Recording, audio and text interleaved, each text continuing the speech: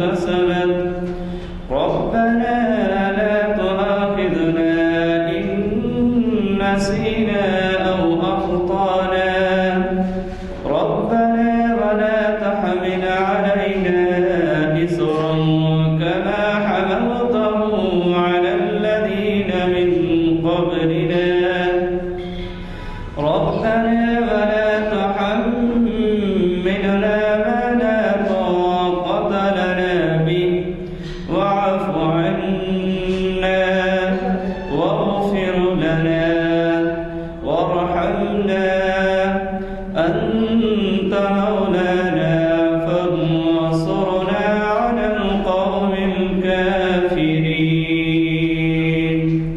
صدق الله العظيم. یہ جنگ تبوک کا واقعہ ہے جب ابو بکر صدیق رضی اللہ تعالی عنہ نے نبی کے پکار پر لبیک کہتے ہوئے دامیں درہمیں سخنیں ہر چیز سے جو ہے ایک دن رسول پاک نے اصحاب سے کہا دے مال راہ حق میں جو ہوں تم میں مالدار. ارشاد سن کے فرط طرف سے عمر اٹھے اس روز ان کے پاس تھے درہم کئی ہزار. دل میں یہ کہہ رہے تھے کہ صدیق سے ضرور بڑھ کر رکھے گا آج قدم میرا راہوار. لائے غرض کے مال رسول امی کے پاس ایثار کی ہے دست نگر ابتدائے کار. پوچھا حضور سرور عالم نے اے عمر اے وہ کہ جوش حق سے تیرے دل کو ہے قرار. رکھا ہے کچھ عیال کی خاطر بھی تو نے کیا مسلم ہے اپنے خویش و اقارب کا حق گزار. کی عرض نصف مال ہے فرزند و زن کا حق فرزند و زن کا حق باقی جو ہے وہ ملت بیضا پہ ہے نثار. اتنے میں وہ رفیق نبوت بھی آ گیا جس سے بنائے عشق و محبت ہے استوار. لے آیا اپنے ساتھ وہ مرد وفا سے رشت ہر چیز جس سے چشم جہاں میں ہو اعتبار. مل کے یمین و درہم و دینار و رخت و جنس اسپِ خمر سمو شتر و خاطر و حمار. بولے حضور چاہیے فکر عیال بھی کہنے لگا وہ عشق و محبت کا رازدار. اے تجھ سے دیدے مہو انجم فروغ گیر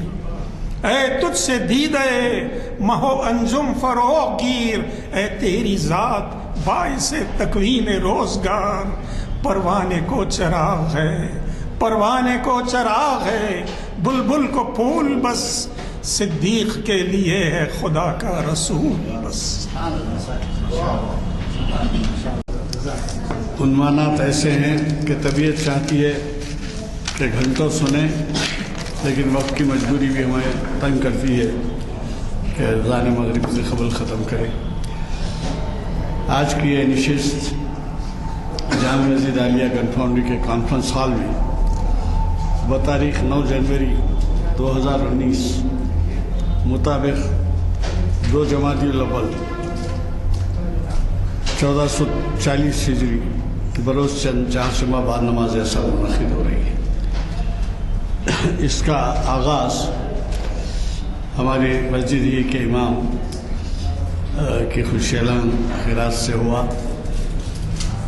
اور پھر آپ نے سنا سید معین الدین حسینی صاحب ہاشم کو.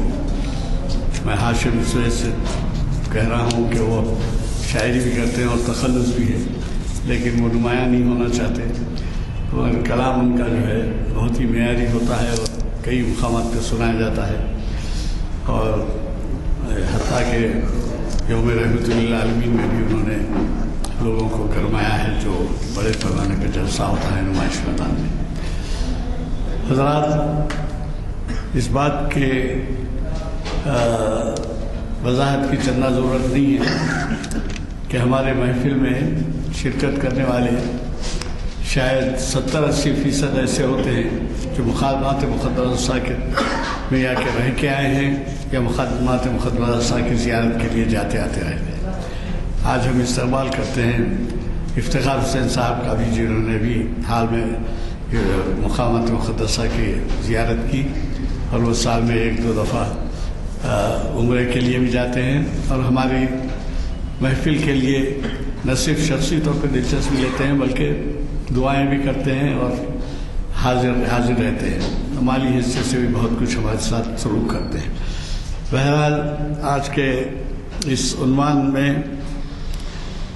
ڈاکٹر لقاء الحق تعارف کے محتاج نہیں ہے، کیونکہ وہ آپ کو انہوں نے کئی مرتبہ سنایا ہے، اور یہ ایسے مقرر ہیں جو جرمنی میں بھی رہے ہیں، جہاں علامہ اقبال کا بہت بڑا دور گزرا ہے، اور بہت جرمن سے واقف ہو کر وہ جو ہے فلاسفرز کا مقابلہ کیے ہیں۔ ایک شعر مجھے یاد آتا ہے، گوئٹے کا ہے یا نیٹشے کا کسی کا، اگر ہوتا وہ مجذوب فرنگی اس زمانے میں۔ اقبال چیلنج کرتے ہیں، وہ وحدانیت سے انکار کرتا تھا یا خدا کے وجود سے انکار کرتا تھا، تو اقبال کا شعر دیکھیے آپ، اگر ہوتا وہ مجذوب فرنگی، مجذوب کہتے ہیں اسے، اگر ہوتا وہ مجذوب فرنگی اس زمانے میں، تو اقبال اس کو سمجھاتا مقام کبریا کیا ہے۔ تو یہ جو ہے معیار تھا، اور وہاں کے بھی آپ جہاں دیدہ ہیں جرمنی کے، اب تک ہمیں کئی خطابات سے مخاطب کر چکے، فیض عیب ہونے کا موقع دے چکے ہیں۔ میں گزارش کرتا ہوں کہ وہ شہ نشین پر تشریف لائیں اور ہمیں اپنے خوش الہام خطاب سے استفادے کا موقع دیں۔ بسم اللہ الرحمن الرحیم، الصلاۃ والسلام علی رسولہ الکریم۔ اما بعد، میرے محترم بھائیو، السلام علیکم۔ عزیز القدر جناب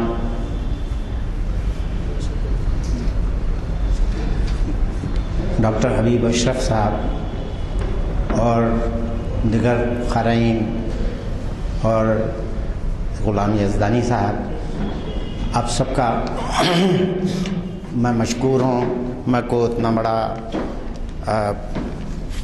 فلاسفر تھنکر یا عالم تو نہیں ہوں، مگر اللہ نے جو کچھ 40-50 سال سے جو کچھ میں نے مطالعہ کیا ہے وہ آپ کے سامنے رکھ دیتا ہوں ہر وقت، اور اس سے بڑھ کے میری حیثیت اور کچھ نہیں۔ دوسری چیز جو میں آپ کو بتانا چاہتا ہوں یہ ہے کہ میری زندگی کا مطالعہ مجھے یہ بات بتایا ہے کہ اقبال کی کلام کی جڑیں جو ہے وہ قرآن مجید میں گڑی ہوئی ہیں، اور جب تک کہ آدمی قرآن مجید کو اور اقبال کے کلام کو اچھی طریقے سے دونوں چیزوں کو نہیں پڑھتا ہے تو دونوں کے درمیان پیرلل کھینچنا بہت ہی مشکل ہوتا ہے۔ اس لیے میرا ہمیشہ سے یہ طریقہ رہا ہے کہ میں اقبال کے جو شعر کی بھی تشریح کروں، میں اس کی بنیادیں قرآن مجید میں تلاش کرنے کی کوشش کرتا ہوں۔ آج بھی ایسی ایک کوشش میں نے کی ہے، دیکھیے اس کے اندر میں کہاں تک کامیاب ہوتا ہوں۔ اللہ تعالیٰ نے قرآن مجید میں کہا ہے کہ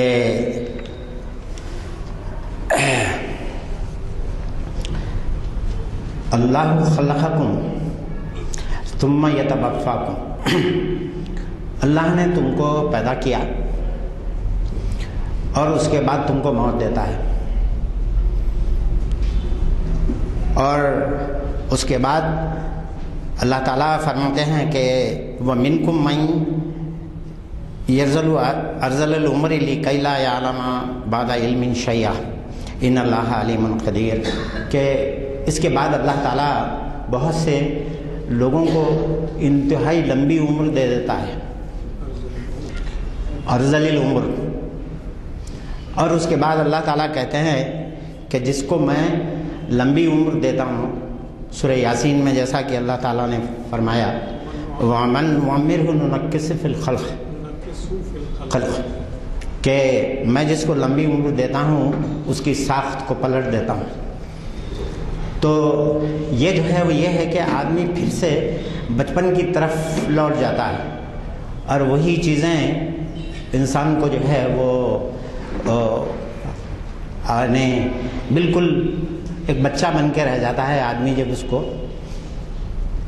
یہاں جو ہے وہ اقبال کی یہ نظمیں کو میں بیان کرنے سے پہلے ان قرآنی آیات کو آپ کے سامنے پیش کرنے کا ایک خاص مقصد ہے جو انشاءاللہ میں واضح کروں گا. اقبال کی یہ نظم حقیقت حسن جو ہے وہ نظم میں پڑھتا ہوں، آپ سن لیجئے ایک مرتبہ. بہت چھوٹی نظم ہے اور میں یہ چاہوں گا کہ گھر جا کے آپ لوگ اس نظم کو ایک 8-10 مرتبہ پڑھیں ضرور، تاکہ جو کچھ میں یہاں بیان کر رہا ہوں وہ اچھی طریقے سے ذہن نشین ہو جائے. وہ نظم یوں ہے، چند شعر ہیں اس کے اندر، مگر فکر کی بلندیوں میں اور اس کا ڈکشن اور اس کی خوبصورتی اس نظم کی لاجواب ہے. اور اقبال جیسا ایک قادر الکلام شاعر ہی جو ہے وہ اس طریقے کی نظم کہنے کا متحمل ہو سکتا ہے.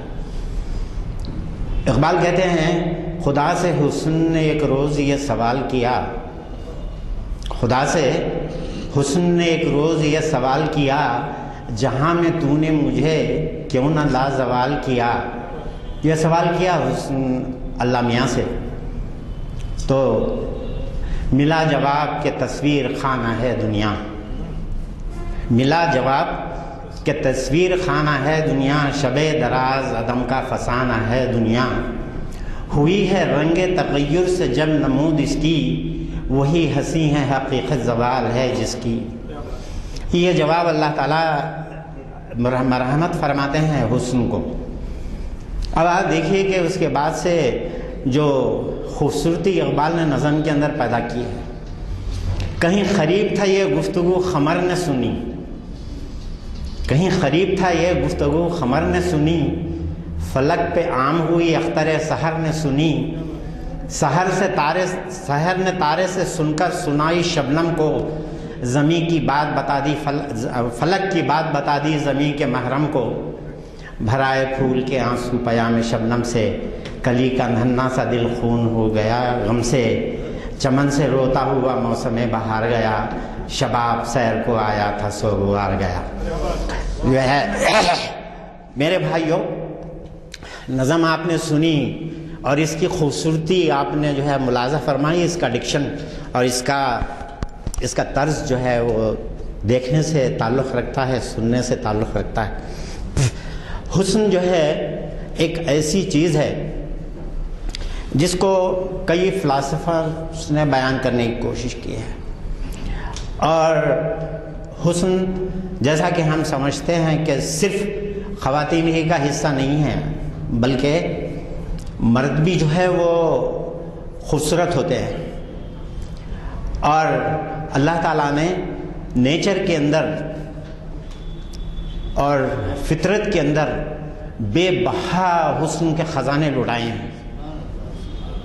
اور اتنا جو ہے وہ ہر جگہ، کسی کے زبان اور بیان کے اندر حسن ہے، کسی کی گفتگو کے اندر حسن ہے، کسی کی جو ہے وہ یہ ہے، کسی کے گانے میں حسن ہے.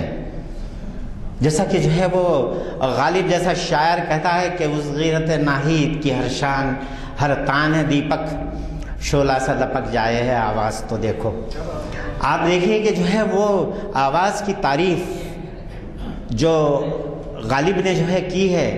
آپ دیکھیے وہ بولتا ہے کہ شعلے کے اندر بھی جلانے کی وہ کیفیت نہیں ہو سکتی جو ایک اچھے گانے والے کی جو ہے آواز کے اندر یا اس کی اثر آفرینی کے اندر نہیں ہوگی. اور اس کا حسن جو ہے وہ سماعت کے جو ہے لائق ہوتا ہے. تو حسن نہ ہی صرف ہم جو سمجھتے ہیں کہ بس جو ہے یہ جو آج کل خوبصورتی کے بیوٹی کنٹیسٹ جو ہوتے ہیں صرف وہی نہیں ہے، بلکہ حسن ہر جگہ اللہ تعالیٰ نے رکھا ہے. اور اس واسطے جو ہے وہ دیکھیے آپ کہ کہتے ہیں کہ شہزادہ بلخ جو تھا بہت خوبصورت تھا، اور سعدی شیرازی رحمۃ اللہ علیہ کو پتہ چلا کہ وہ بہت خوبصورت ہے، مگر اس کو دیکھنے کا کوئی بندوبست نہیں تھا۔ آئے اس کے محل میں، آ کے انہوں نے کہا کہ میں شہزادے کو دیکھنا چاہتا ہوں ایک مرتبہ صرف، کیونکہ میں نے سنا ہے کہ وہ بہت خوبصورت ہے، اور خوبصورت چیز کو چاہے وہ خوبصورت شعر ہو، چاہے خوبصورت چہرہ ہو، چاہے خوبصورت یہ ہو، ہر وہ آدمی جو ایک بہترین حساس دل و دماغ رکھتا ہے اس کو متاثر کرے بغیر نہیں رہ سکتی۔ وہ جو ہے آئے اور آ کے انہوں نے، سعدی نے جو ہے کہا، تو انہوں نے کہا کہ صرف ایک ہی چیز ہے جس سے آپ جو ہے وہ شہزادے کو دیکھ سکتے ہیں، وہ یہ ہے کہ ان کے گھوڑے کے سائز کی نوکری کر لیجئے، اور جس دن آپ کے گھوڑے کی باری آئے گی اس دن شہزادہ آپ کے ساتھ بیٹھ کے جائے گا، دیکھ لیجئے گا دل بھر کے۔ تو جب وہ اس کو لے کے چلے شہزادہ، جب ان کے گھوڑے کی باری آئی، نوکری کر لی انہوں نے، اور جب ان کے گھوڑے کی باری آئی تو لے کے شہزادے کو جانے لگے، شہزادے بلخ کو۔ تو شہزادہ جو ہے شاعر تھا، اور فارسی ادب میں اس کے کئی اشعار جو ہے موجود ہیں۔ وہ جو ہے ایک مصرع دہرا رہا تھا، اور اس کو دوسرا مصرع مل نہیں رہا تھا، اور وہ جو ہے مصرع یہ تھا کہ شنیدہ کہ بود مانندیدہ، کہ جو چیز آدمی سنتا ہے وہ دیکھنے کی چیز کے، جو آدمی دیکھتا ہے اور سنتا ہے دونوں چیزیں برابر نہیں ہو سکتی۔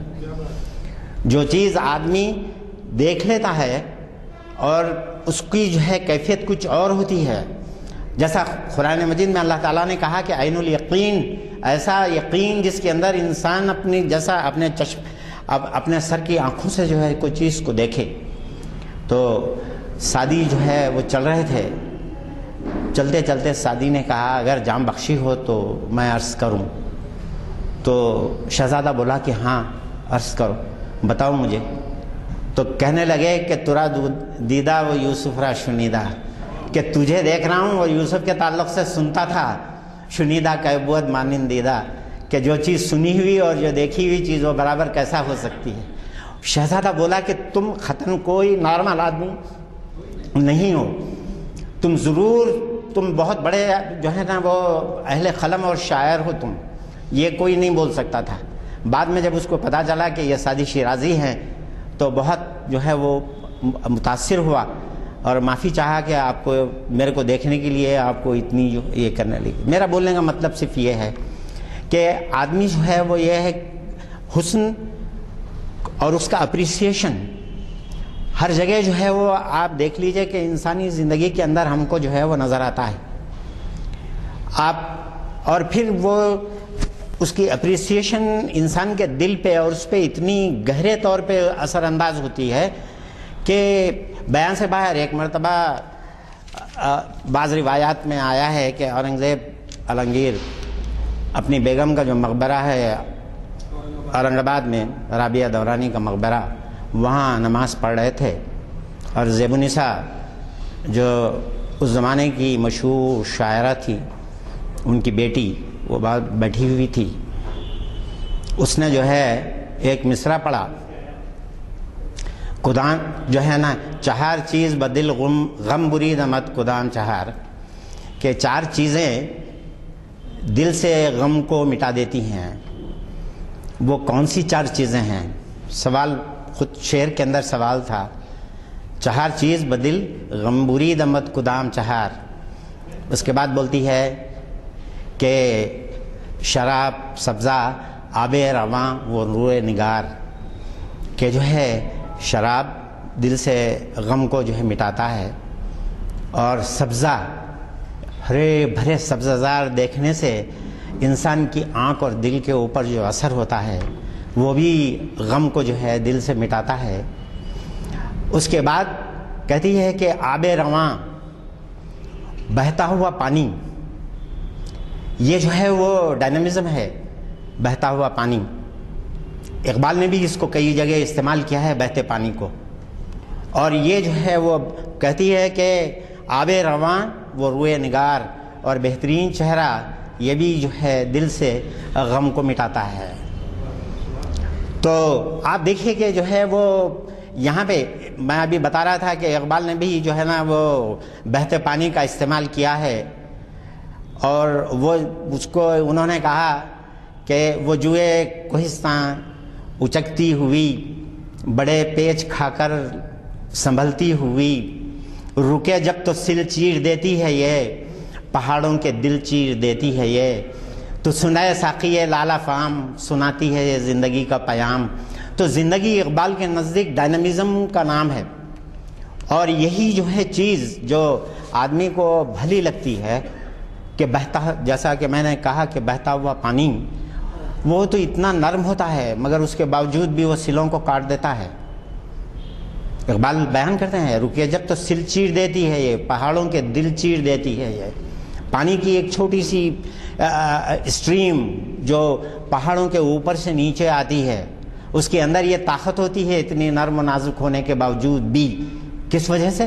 کہ اس کے اندر ڈائنامزم ہے، اس کے اندر زندگی ہے۔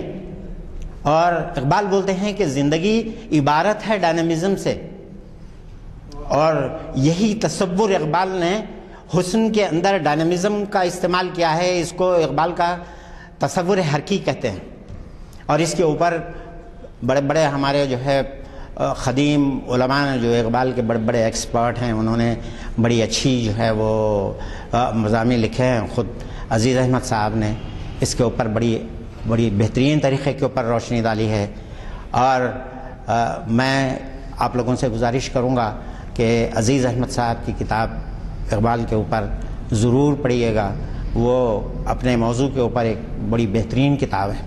خیر، میں یہ جو ہے آپ کو بتانا چاہتا ہوں کہ میں اپنی نظم کی طرف آتا ہوں کہ یہاں پہ جو ہے وہ اللہ تعالیٰ سے حسن سوال کر رہا ہے۔ خدا سے حسن نے ایک روز یہ سوال کیا، جہاں میں تو نے مجھے کیوں نہ لازوال کیا۔ آپ دیکھیے کہ اگر کوئی چیز لازوال ہو تو پھر وہ اتنی جو ہے وہ اثر آفری نہیں ہوتی۔ دنیا کے اندر سارا مزہ اس لیے ہے کہ دنیا عارضی ہے۔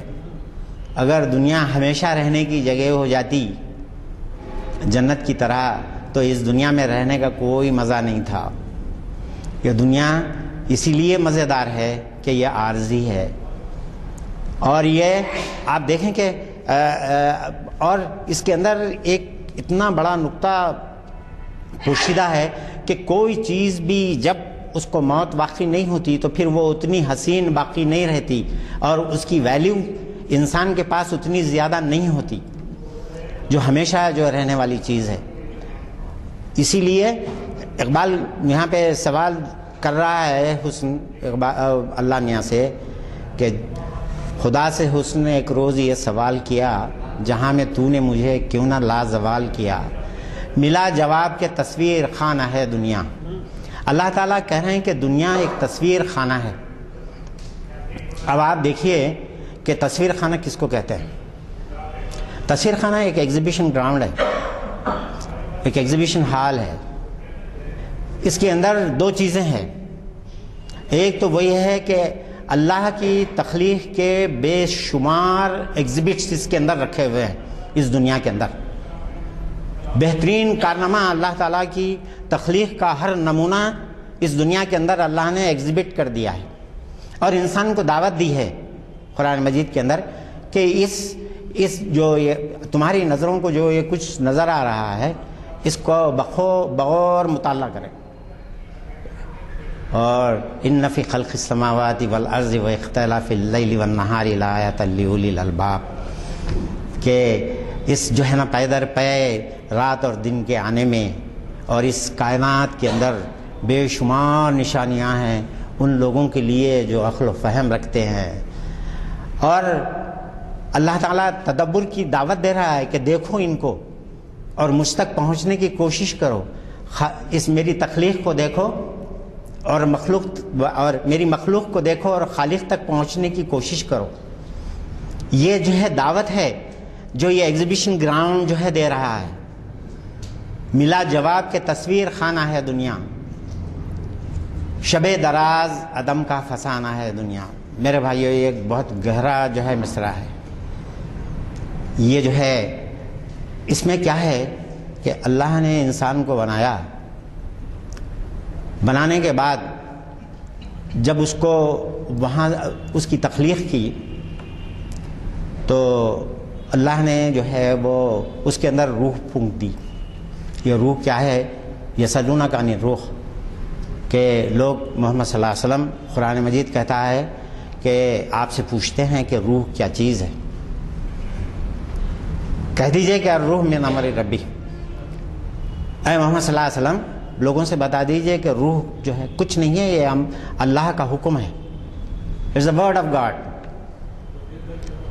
اور جب یہ روح پھونک دی جاتی ہے ایک انسان کے اندر تو اس کے اندر زندگی آ جاتی ہے، اس کے اندر حرکت آ جاتی ہے، ڈائنامزم آ جاتا ہے۔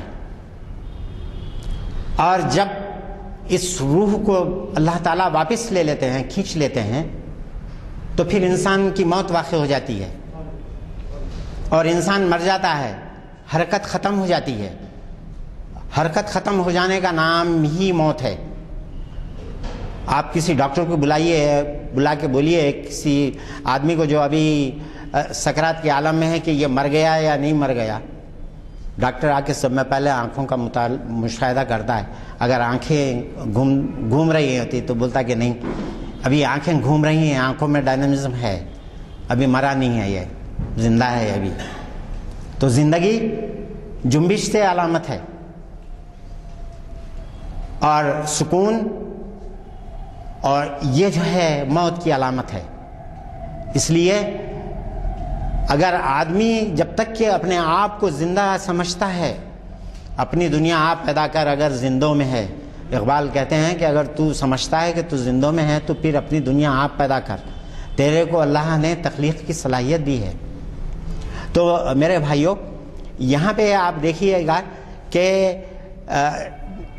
آپ زندگی علامت ہے جنبش سے، اور جب تک کہ آدمی اس کی اعضاء جنبش کرتے رہتے ہیں جب تک وہ زندگی کی علامت ہے۔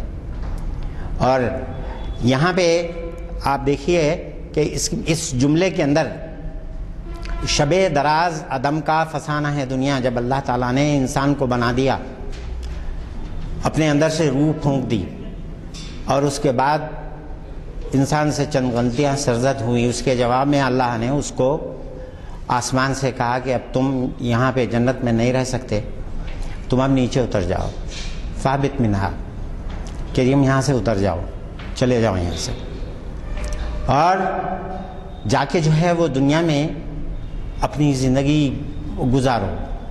اور جب تم زندگی میں اس کامیاب طریقے پہ گزارو گے تو تمہاری کھوئی ہوئی جنت تم کو واپس دے دی جائے گی۔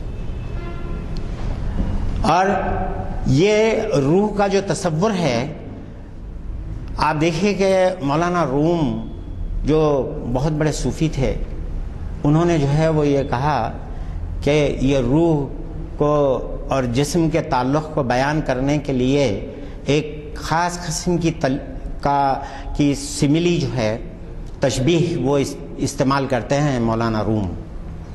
وہ ہے بانسری کی۔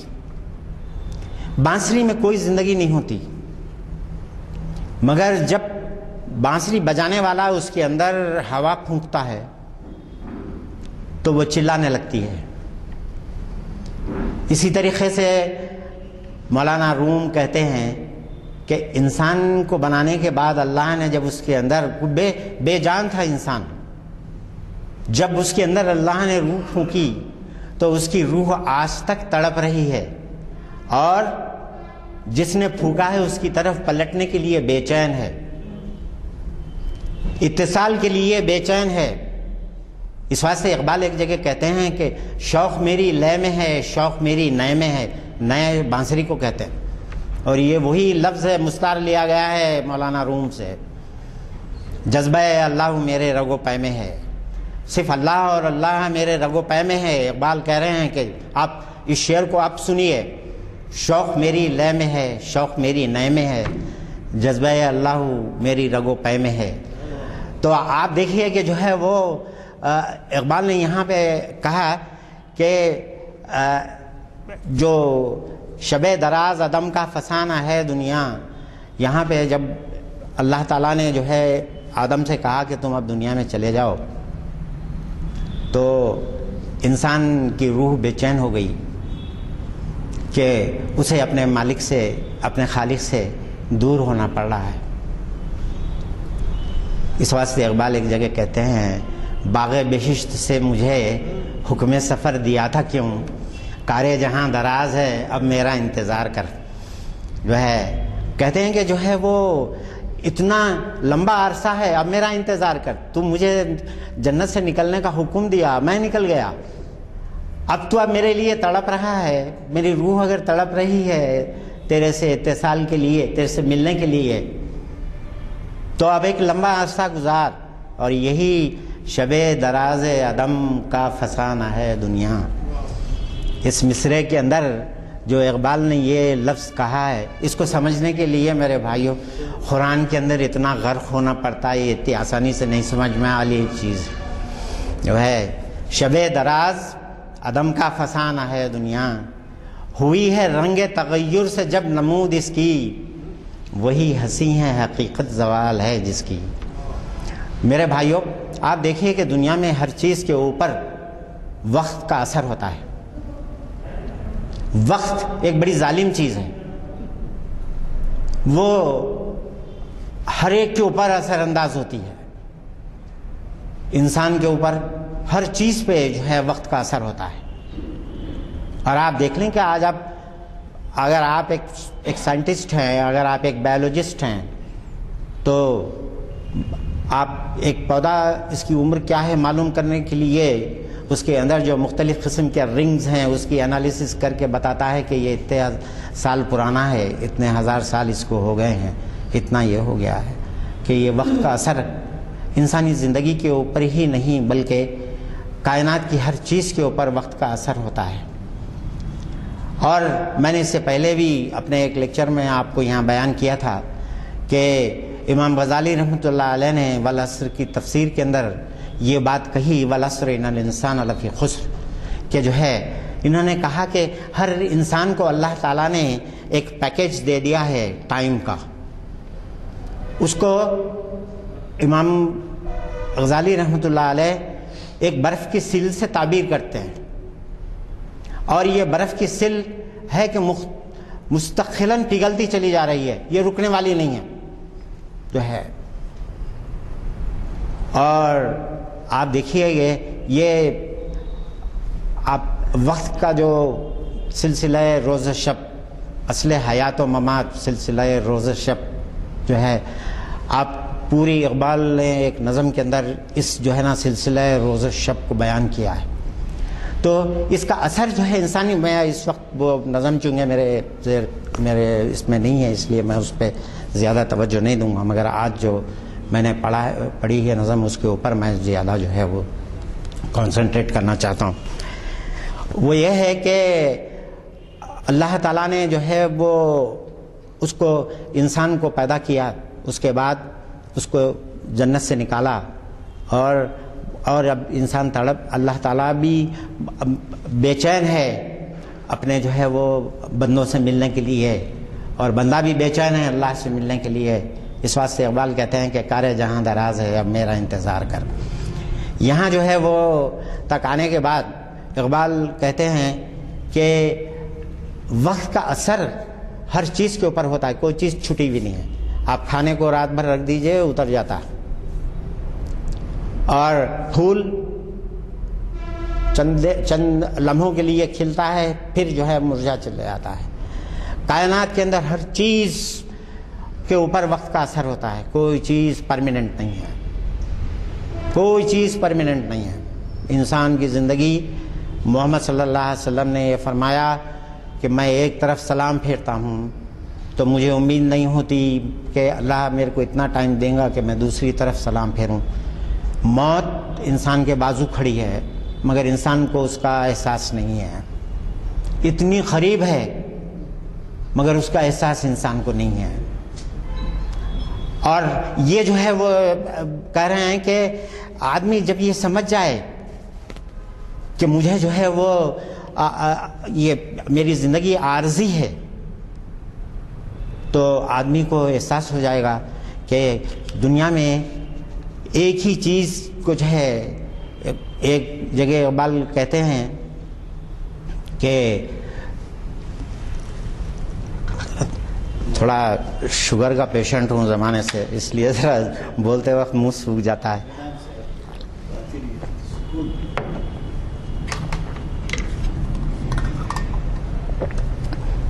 کہتے ہیں کہ صبات ایک تغیر کو ہے زمانے میں، صبات، اقبال کہتے ہیں کہ صبات ایک تغیر کو ہے زمانے میں، سکون محال ہے قدرت کے کارخانے میں۔ سکون جو ہے وہ انسان کو نہیں مل سکتا اس دنیا کے اندر۔ اسی بات سے طلب کے غالب بھی ایک جگہ کہتا ہے کہ کیوں گردش مدام سے گھبرا نہ جائے دل، کیوں گردش مدام سے، غالب کا شعر ہے سنیے گا، کیوں گردش مدام سے گھبرا نہ جائے دل، انسان ہوں پیالہ و ساغر نہیں ہوں میں۔ کہ جو ہے آپ دیکھیے کہ جو ہے وہ آدمی زندگی کی یکسانیت سے بڑا جلدی اکتا جاتا ہے اور تغیرات کا خواہش مند ہوتا ہے، اور یہ تغیرات جب تک کہ نہیں مل انسان کو، یہ جو ہے وہ انسان کی زندگی بالکل ایک مونوٹون ہو کے رہ جاتی ہے۔ اور نشیب و فراز کا نام ہی انسان حسن ہے، اور یہی زندگی کا حسن ہے کہ انسانی زندگی کے اندر انسان اس نشیب و فراز کو محسوس کرے، اور یہ نشیب و فراز جو انسان کی زندگی میں آتے ہیں اس کو خدا سے اور زیادہ قریب کر دیتے ہیں۔ جتنا انسان سمجھے گا وہ جو ہے وہ بڑے بڑے بہترین طریقے کے اوپر وہ سمجھ سکتا ہے کہ یہ نشیب و فراز اس کو خدا سے جو ہے کتنا قریب کر دیتے ہیں۔ وہی ہنسی ہے حقیقت زوال ہے جس کی، کہ جب زوال نہیں رہے گا تو حسن بے معنی ہو جاتا ہے۔ اب یہاں سے آپ دیکھیے کہ اقبال ایک ٹیکنیکل جو ہے وہ طریقے کے اوپر جو ہے بات کرتے ہیں، اور اتنے پیارے انداز میں بات کرتے ہیں۔ یہ مکالمہ جو فلک کے اوپر ہو رہا تھا حسن اور خدا کے درمیان، اب اس مکالمے کو زمین تک لے آنا ہے فلک سے، تو اقبال کس طریقے سے لے آتے ہیں دیکھیے آپ۔ کہیں قریب تھا یہ گفتگو خمر نے سنی، جو ہے کہتے ہیں کہ وہاں پہ جب یہ گفتگو ہو رہی تھی تو کہیں قریب تھا چاند، اس نے یہ بات سن لی، کیونکہ ہمارے پاس چاند جو ہے خوبصورتی کی علامت ہے۔ سارے دنیا میں ہر حسین کو جو ہے وہ چاند سے تشبیہ دی جاتی ہے۔ آپ دیکھیں کہ وہ 14ویں کا چاند ہو یا آفتاب ہو، جو کچھ تم خدا کی قسم لاجواب ہو، یہ جو ہے وہ ہمارے شعرا جو ہے وہ چاند کہتے کہتے اپنے معشوق کو، ان کی زبان جو ہے نا سوکھتی نہیں ہے۔ کہیں قریب تھا یہ گفتگو خمر نے سنی، فلک پہ عام ہوئی اختر سحر نے سنی، سحر نے تارے سے سن کر سنائی شبنم کو، فلک کی بات بتا دی زمیں کے محرم کو۔ جو ہے آپ دیکھیے کہ شبنم کو اقبال جو ہے زمیں کا محرم کہہ رہے ہیں، کیونکہ فلک سے زمین کی طرف آنے والی بلا تکلف جو ہے آنے والی چیز کو محرم کہتے ہیں۔ محرم کی کیا تعریف ہے؟ محرم اس شخص کو کہتے ہیں جو گھر کے اندر بلا تکلف داخل ہو سکتا ہے، بغیر رکاوٹ کے، بغیر کسی ریسٹرکشن کے، جو گھر میں داخل ہو جائے وہی محرم، کیونکہ نامحرم کو گھر میں آنے کی جو ہے وہ اجازت نہیں ہے۔ اور آپ دیکھیں کہ قرآن مجید کہتا ہے کہ اگر کسی کو کسی کے گھر میں جانے کا ہے تو پہلے جو ہے اجازت لے لے جو ہے، اور جب اجازت نہ ملی تو واپس چلا جائے۔ خیر، اقبال کہہ رہے ہیں کہ جو ہے وہ شبنم کو زمین کا محرم کہہ رہے ہیں اقبال، کیونکہ وہ بلا تکلف آسمان سے زمین کے اوپر آ جاتی ہے، فلک کی بات بتا دی زمین کے محرم کو۔ اور ایک چیز جو اس نظم کے اندر ہے، یہ اقبال کا بڑا، ہمیشہ اقبال کا ایک طریقہ کار رہا ہے، اور بڑی خوبصورتی کے ساتھ اقبال اس کو برتتے ہیں۔ آپ دیکھیے کہ جب اقبال نے شکوہ لکھا تو سارے ہندوستان کے اندر ایک عجیب قسم کا جو ہے بوال پیدا ہو گیا. ہر آدمی تنقید کرنے لگا کہ اللہ کے ساتھ اتنی بڑی گستاخی کی ہے. اقبال نے جب شکوہ لکھا تو اقبال نے جواب شکوہ لکھا، اور جواب شکوے کا جو آغاز ہے اقبال اس طریقے سے کرتے ہیں: دل سے جو بات نکلتی ہے اثر رکھتی ہے، پر نہیں طاقت پرواز مگر رکھتی ہے. اب آپ دیکھیے کہ یہ دل سے جو بات نکلتی ہے اثر رکھتی ہے، پر نہیں طاقت پرواز مگر رکھتی ہے. آپ کو میں حضور اقدس صلی اللہ علیہ وسلم کی زندگی کا ایک واقعہ سناتا ہوں کہ آپ صلی اللہ علیہ وسلم بیٹھے ہوئے تھے. خولہ بنت ثعلبہ آپ کے پاس آتی ہیں، آ کے آپ سے جھگڑا کرنے لگتی ہیں، اور کوئی فقہی مسئلہ تھا ان کا، وہ زہار کا مسئلہ تھا. میں وہ مسئلے پہ بعد میں بات کریں گے انشاءاللہ. مگر جو ہے وہ آ کے انہوں نے جو ہے وہ محمد صلی اللہ علیہ وسلم سے کیا. اور اب 28 میں پارے کے اندر جو ہے اس کی ابتدا اللہ تعالیٰ نے اسی جو ہے سورہ کا نام اللہ تعالیٰ نے مجادلہ رکھ دیا. مجادلہ کہتے ہیں کہ بحث و تکرار کرنا. آگے رسول سے بحث و تکرار کی تھی انہوں نے، اور اس کے تعلق سے جو سورت نازل ہوئی اس کا نام سورہ مجادلہ ہے. اور یہ سورہ مجادلہ جو ہے جب حضرت خولہ کبھی دربار خلافت میں آ جاتی تھی، حضرت عمر جو ہے اٹھ کے کھڑے ہو جاتے تھے اور کہتے تھے کہ یہ عورت ہے جس کی آواز 7 آسمانوں پہ سنی گئی. اور یہ اس کو اقبال یہاں پہ استعمال کر رہے ہیں: دل سے جو بات نکلتی ہے اثر رکھتی ہے، پر نہیں طاقت پرواز مگر رکھتی ہے. قدسی الاسلحہ رفت پہ نظر رکھتی ہے، خاک سے اٹھتی ہے گردوں پہ گزر رکھتی ہے. عشق تھا فتنہ گر و سرکش و چالاک میرا، آسماں چیر گیا نعرہ بے باک میرا. پیر گردوں نے کہا سن کے یہی ہے کوئی، بوڑھے آسمان نے سنا کہ جب یہ آواز سنی شکوے کی تو کہا کہ پیر گردوں نے کہا پوشیدہ یہی ہے کوئی. کہکشاں کہتی تھی پوشیدہ یہی ہے کوئی. بولے سیارے سرے عرش بری ہیں کوئی، چاند کہتا تھا نہیں اہل زمیں ہے کوئی. آپ دیکھیے پھر یہاں چاند کو استعمال کیا اقبال نے. کہتے ہیں کہ چونکہ وہ زمین سے قریب ہے، سارے جتنے بھی سیارے ہیں ان سب میں چاند زمین سے بہت قریب ہے، اس لیے اقبال یہاں چاند کو استعمال کر رہے ہیں. چاند کہتا تھا نہیں اہل زمیں ہے کوئی، کہکشاں کہتی تھی پوشیدہ یہی ہے کوئی. کچھ جو سمجھا میرے شکوے کو تو رضوان سمجھا، مجھے جنت سے نکالا ہوا انسان سمجھا. میرے بھائیوں، یہ جو طریقہ کار ہے نظم کے اندر، اس کو اقبال نے اس نظم کے اندر بھی استعمال کیا حقیقت حسن کے اندر، کہ یہاں پہ بھی وہی جو ہے طریقہ کار اقبال نے جو ہے استعمال کیا. اور بھرائے اس کے بعد اخیر میں جو ہے کہتے ہیں کہ اس کا امپیکٹ کیا ہونا چاہیے اس پیام کا، کہ وہی ہنسی ہے حقیقت زوال ہے جس کی. یہ پیام تھا جو اوپر مکالمہ ہوا تھا، جب یہ زمین پہ پہنچا تو اس کا کیا امپیکٹ ہونا چاہیے. آپ دیکھیے کہ شاعر کس طریقے کے لاجیکل کانسیکوینسز کھینچتا ہے. جو ہے کوئی چیز کو جو ہے نا وہ کھلا ایسا چھوڑ نہیں دیتا ہے. خاری کو ایک جگہ سے شروع کر کے بالکل اس کو بالکل اخیر تک پہنچاتا ہے، اور جتنے اس کے پاس استدلال کی جتنی صلاحیت ہوتی ہے اس کو خرچ کر دیتا ہے. اور اتنے پیارے طریقے کے اوپر اس کو پورا انہوں نے کنکلوژن تک پہنچایا ہے اقبال نے کہ قربان جاؤں ان کے جو ہے نا طرز بیان کے، اور ان کی جو ہے نا بدلے کے دماغ کے، اور ان کی جو ہے اس مہارت کے جو ان کو اللہ تعالیٰ نے عطا کی تھی. کہتے ہیں کہ بھر آئے پھول کے آنسو پیام شبنم سے. پھول کے آنسو جو ہے شبنم کا پیام جب ملا تو پھول کی آنکھوں میں آنسو آ گئے. کیوں آ گئے؟ اتنا حسین تھا وہ، اس کے باوجود حسین کیوں آ گئے؟ اس کو معلوم تھا کہ اب مجھے موت واقع ہونے والی ہے میری.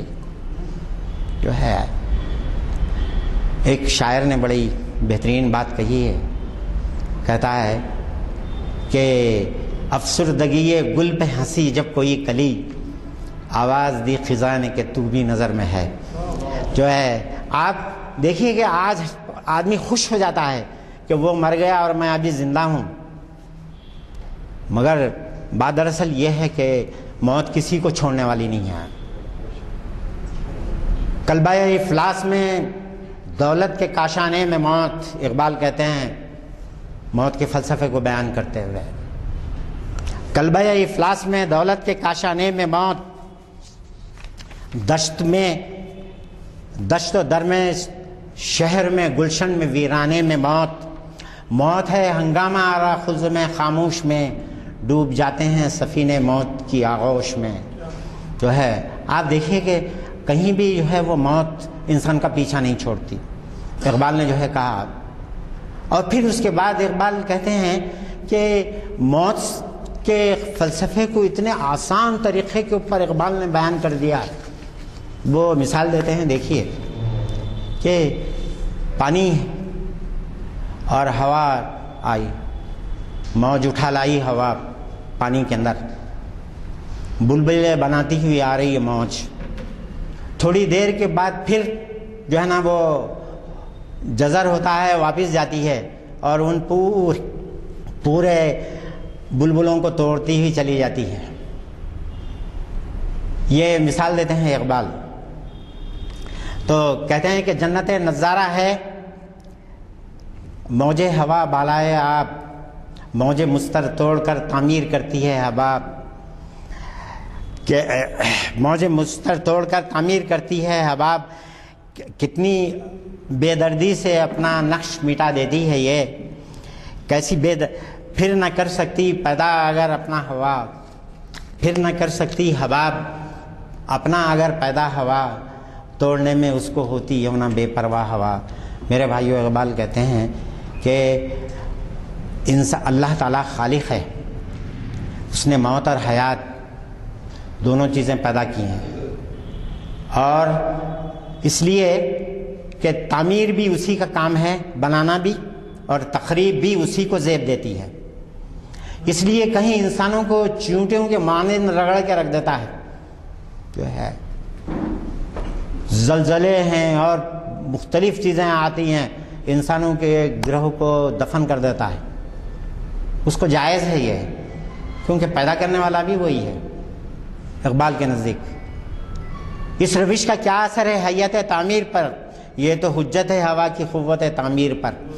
یہ جو ہے وہ کوئی گھبرانے کی بات نہیں ہے، کیونکہ یہ جو ہے وہ آپ اس لیے موت کے فلسفے کو اقبال جو ہے بہت ہی آسان کر دی ہے۔ انشاءاللہ کسی وقت جو ہے اقبال کی جو دوسری نظم ہے واللہ مرحومہ کی یاد میں، اس کے اندر اقبال نے موت کے فلسفے کو بیان کیا ہے۔ انشاءاللہ کسی اور وقت موت کے فلسفے کے اوپر بات کریں گے، مگر آج وقت ہو گیا ہے۔ سما خراشی کی معافی چاہتا ہوں۔ اللہ تعالیٰ مجھے اور آپ سب کو جو ہے، اور میں اگر کامیاب ہو گیا کہ کتنا گہرا تعلق کلام اقبال اور قرآن کا ہے، اگر میں یہ بتانے میں آپ کو آج کامیاب ہو گیا تو میں یہ سمجھوں گا کہ میں نے اقبال فہمی کا میں نے جو ہے وہ حق ادا کیا۔ اللہ سے میری دعا ہے کہ اللہ سب کو اقبال کو سمجھنے اور قرآن کو سمجھنے کی توفیق عطا فرمائے۔ آپ کو خود اندازہ ہے کہ کتنی گہرائیوں میں آپ نے اقبال کے کلام میں ہم کو لے گئے۔ دو تین اشعار یاد آئے وقت کے بارے میں آپ نے کہا وقت ظالم ہوتا ہے، تو صفی اورنگ آبادی آپ جانتے ہیں، ایک بہت مشہور شاعر ہیں، ان کا ایک شعر ہے، وقت کو صفی برا نہ کہو، وقت کو صفی برا نہ کہو، وقت پیغمبروں پہ آیا ہے۔ اور پھر کلی کے کھلنے کا بھی ذکر کیا آپ نے، غنچے کے خوبصورتی کے بارے میں۔ تو جوش صاحب کہتے ہیں کہ غنچے تیری زندگی پہ دل ہلتا ہے، کیا غنچہ نے کلی، اس کی زندگی کتنی ہے شاعر بیان کر رہا ہے۔ غنچے تیری زندگی پہ دل ہلتا ہے، تو ایک تبسم کے لیے کھلتا ہے، کیا تو ایک تبسم کے لیے کھلتا ہے۔ غنچے نے کہا کہ اس جہاں میں اے بابا یہ ایک تبسم بھی کسے ملتا ہے. تو خیر وقت نہیں ہے، ورنہ جو دل کے تاروں کو چھیڑے ہیں آپ، اس میں کئی ایسی باتیں یاد آئیں، کئی چیزیں یاد آئیں. خود اقبال سے متعلق ایسی ہیں جو آپ سنتے ہی رہتے ہیں یہاں پہ. اللہ تعالیٰ ہمارے آج کے ان مخرج صاحب کی صلاحیتوں میں اور اضافہ کرے، ہماری دعا ہے. شاید اتنی گہرائیوں میں لے جانا بہت گہرے مطالعے کے بغیر ممکن نہیں ہے. اور پھر ہم نے عملاً ایسے مقامات کا مخالف، میں نے جیسے کہا جرمنی میں بھی رہے ہیں آپ، تو جو کچھ آپ نے سمجھایا ہے عام طور پہ ایک شخص کو مطالعے سے سمجھ میں نہیں آنے والی باتیں، تو اتنی گہرائی آ گئی. میرا یہ خیال ہے کہ ایک آدھ عنوان آپ ایسا بھی دیں کہ صرف شکوہ اور جواب شکوہ کے تک محدود ہے، کیونکہ شکوہ اور جواب شکوہ وہ کلام ہے جو سب سے پہلے عام ہوا ہے، اور اس چیز کے اوپر جہاں تعریف ہوئی ہے وہاں اعتراضات بھی ہوئے ہیں. تو میں سمجھتا ہوں آپ سے موضوع اس سے زیادہ کوئی اور شاید ہو کہ جو ہے شکوہ اور جواب شکوہ کے بارے میں ہے. چونکہ دعا ہو چکی ہے، محفل کی برخاستگی کا اعلان کیا جاتا ہے. البتہ ایک